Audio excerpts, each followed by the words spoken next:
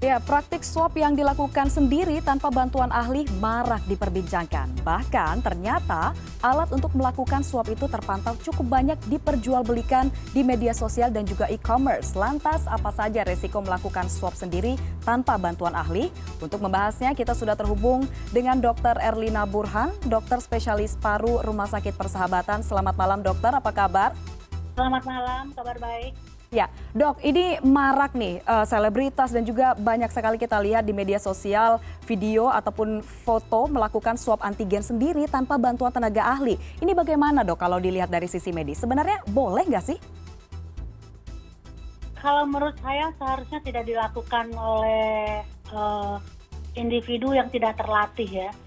Sedangkan saat ini saja di rumah sakit sebelum seorang dokter atau petugas kesehatan melakukan prosedur pemeriksaan itu mereka pun melalui pelatihan khusus ya, karena untuk pemeriksaan swab ini kan merupakan pemeriksaan untuk diagnosis. Jadi kalau caranya salah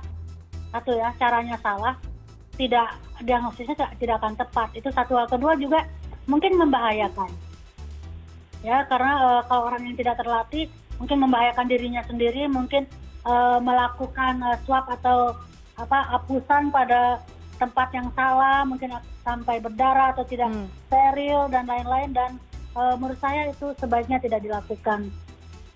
Oke, lalu apa saja nih dok risiko medis yang bisa terjadi dari swab mandiri ini? Dan juga apakah ada risiko jangka panjangnya begitu dok?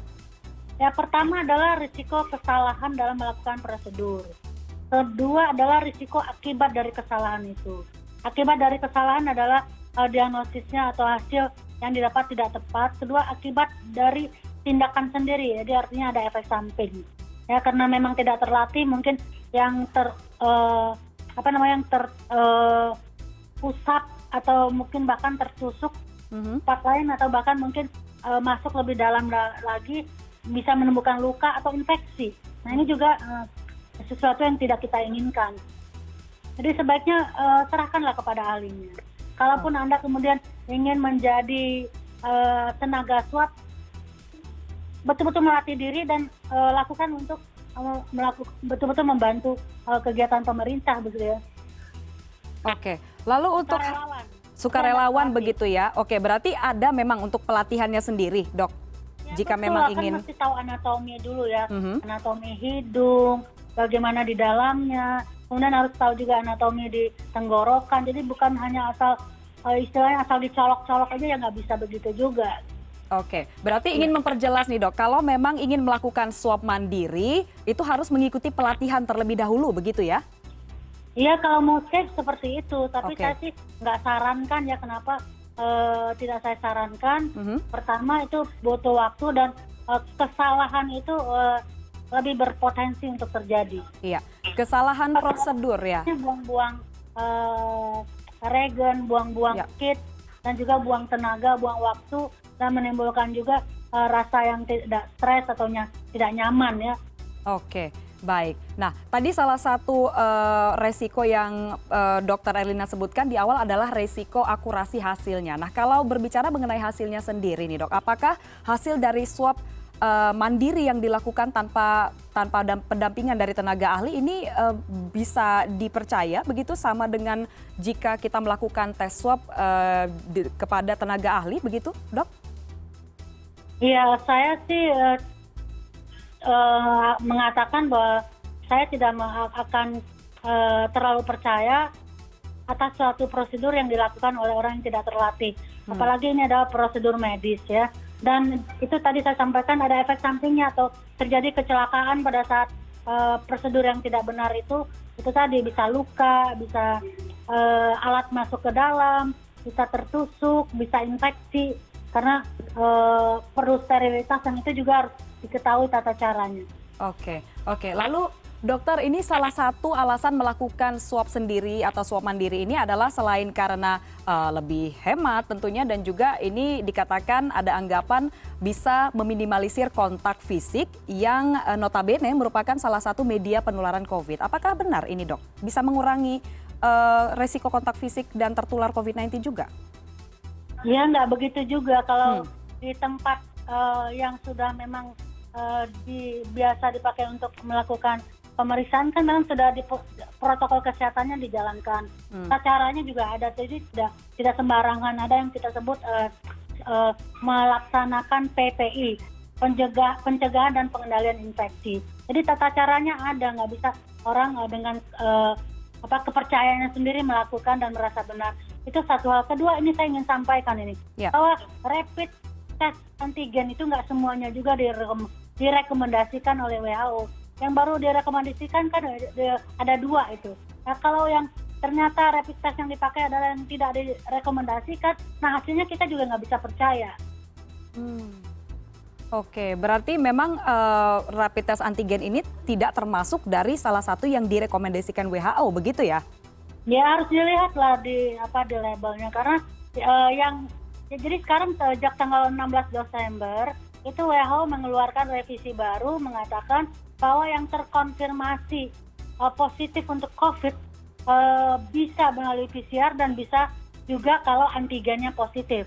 Nah, ini penting, tetapi ada catatan bahwa alatnya itu adalah yang sudah direkomendasikan oleh WHO, makanya hasilnya baru kita bisa pakai untuk diagnosis. Dan alat yang memenuhi kriteria itu adalah satu, sensitivitasnya di atas 80% dengan spesifisitas di atas 97%. Kalau alat itu tidak memenuhi kriteria itu, lupakan saja. Ya, nah berbicara mengenai alat nih Prof, kita lihat juga nih tadi bahwa sebenarnya alat swab antigen ini tersedia dijual bebas begitu di e-commerce dan juga di media sosial. Nah ini kan sebenarnya alat medis begitu ya dok ya. Bagaimana dokter melihat ini? Ini apakah memang boleh dijual secara bebas dok? Wah, saya nggak mengerti nih tentang kenapa bisa dijual bebas. Memang Indonesia ini terlalu banyak kebebasan ya. Apa-apa bisa bebas. Hal-hal yang harusnya itu harus dibeli melalui apotek atau tempat-tempat tertentu sekarang bisa dijual secara online, dan kita nggak tahu juga dari kualitas dari bendanya atau alatnya sendiri. Jadi menurut saya sih hati-hati yang berhubungan dengan artikel kesehatan, yang berhubungan dengan alat-alat kesehatan, karena ini sangat mempengaruhi tadi diagnosis dan juga tata laksana selanjutnya. Jadi kalau sudah salah di awal, akan salah sampai ke ujung gitu.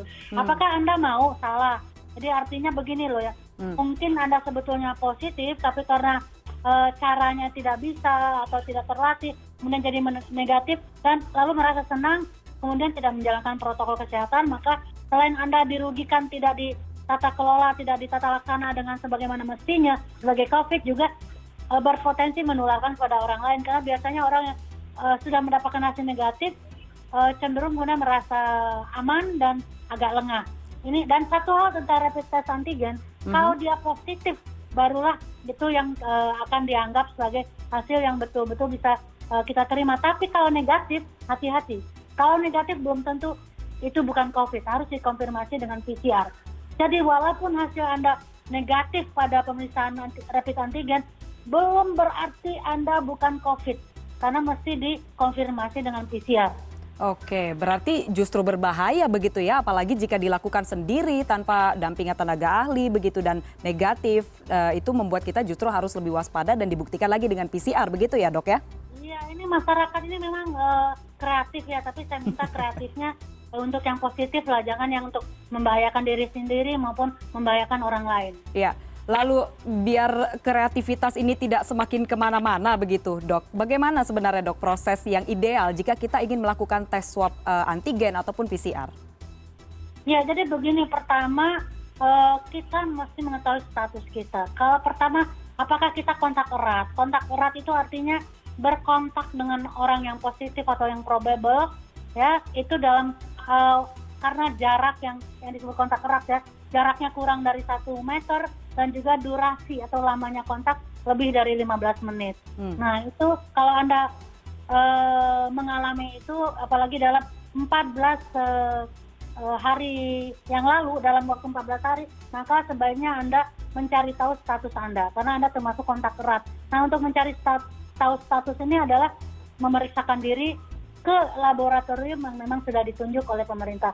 Itu satu. Kedua, kalau Anda punya gejala, ya, gejala yang biasa ada pada orang COVID, mulai dari demam atau seperti flu, nggak enak badan, nyeri otot, nyeri kepala, anosmia, tidak bisa mencium sesuatu, tidak bisa merasakan sesuatu, maka segeralah memeriksakan diri ke fasilitas yang memang sudah diakui dan ditunjuk. Kenapa? Kalau Anda bergejala dan kemudian Anda memeriksa sendiri, lalu hasilnya negatif, Anda merasa senang, itu merugikan diri Anda. Jangan-jangan Anda memang COVID tapi tidak tertangkap oleh cara pemeriksaan yang Anda lakukan, begitu. Oke, nah berarti memang harus memeriksakan diri ke tenaga ahli yang memang sudah ada standarnya sendiri begitu ya dokter ya?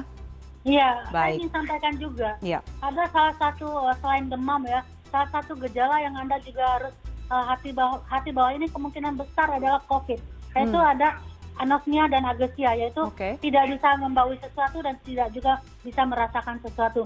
Nah, ini biasanya COVID-nya positif. Jadi kalau ada gejala itu tapi Anda memeriksakan diri antigennya negatif, harus jangan senang diri dulu. Ya. Tapi konfirmasilah dengan PCR. Ini 2 kali loh kerjaannya. Waktunya terpakai dan juga biaya. Jadi antigen juga dilakukan, lalu PCR juga dilakukan. Iya. Baik, langsung saja begitu ya, biar nggak 2 kali kerja istilahnya begitu ya. Baik, Betul. baik. Terima kasih Dr. Erlina Burhan, spesialis atau dokter spesialis paru Rumah Sakit Persahabatan sudah bergabung bersama kami hari ini di CNN Indonesia Connected. Selamat malam, Prof. Selamat malam.